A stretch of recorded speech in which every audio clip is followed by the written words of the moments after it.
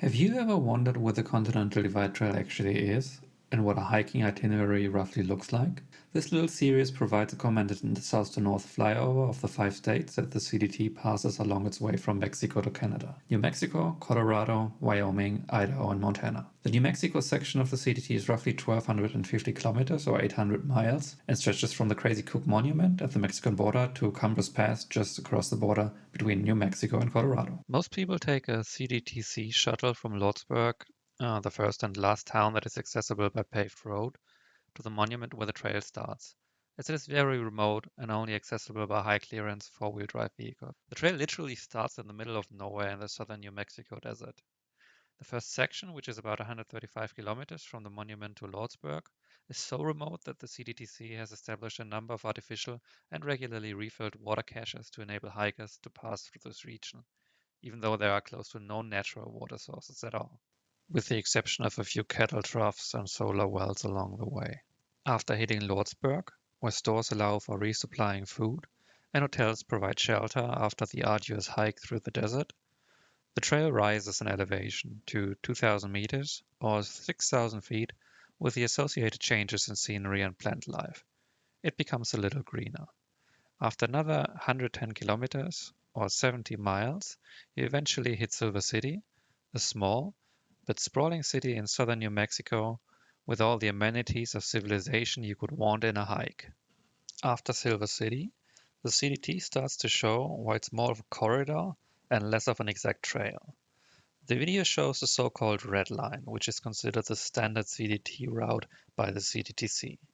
However, based on hiker surveys, the vast majority of CDT hikers actually takes a shorter, alternate route through the Gila Wilderness, named after the river that you follow and cross hundreds of times.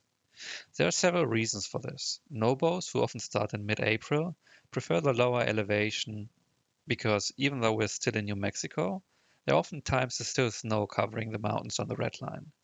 Additionally, the Gila Wilderness is an extraordinarily beautiful, almost oasis-like area in an otherwise arid and barren landscape. And last but not least, it also shaves off a few miles from the track, which can come in quite handy if you're trying to beat winter. Finishing this section eventually leads you to Highway 60 and a road walk into the quaint little village of Pie Town. The village, unsurprisingly, is famous for its pie restaurants, which, along with the iconic Toaster House, a former Trail Angels house turned hiker hostel, makes up for just about everything there is to know about. Pie Town marks about the halfway point of the state and is the gateway for the El Malpais wilderness area further north.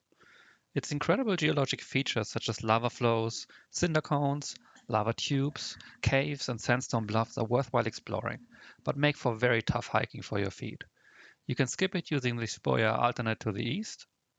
Regardless, all trails eventually lead to Grants, New Mexico, the next resupply stop for most hikers on the way through the state. Grants is on the iconic Route 66 and marks the start of the more mountainous regions of the state. Whoever said New Mexico is flat should have a good look at the elevation profile at the bottom of the screen. Coming close to 3,000 meters or 9,000 feet of elevation in April oftentimes means crossing snow, even in New Mexico.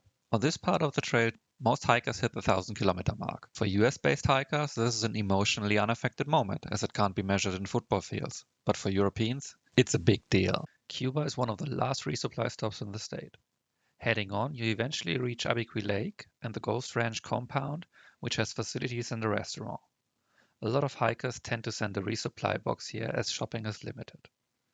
This area is also only about 50 kilometers west of Los Alamos, the famous site of the Manhattan Project in World War II. This part of the trail is often at elevations of around 3,000 meters or 9,000 feet. Depending on the snowpack, this can easily mean snow traverses and potential post-holing complications. The last section of the state takes you onto Cumbres Pass, which is actually already in Colorado. Hitching back into New Mexico, Chama is the final stop in the state and usually the spot where you need to think long and hard about the conditions of the San Juan Mountains in Colorado. With 800 miles done, this is where the trail really starts to move into more mountainous terrain. The upcoming Colorado section is almost exclusively made up of mountains and reaches up to more than 14,000 feet eventually.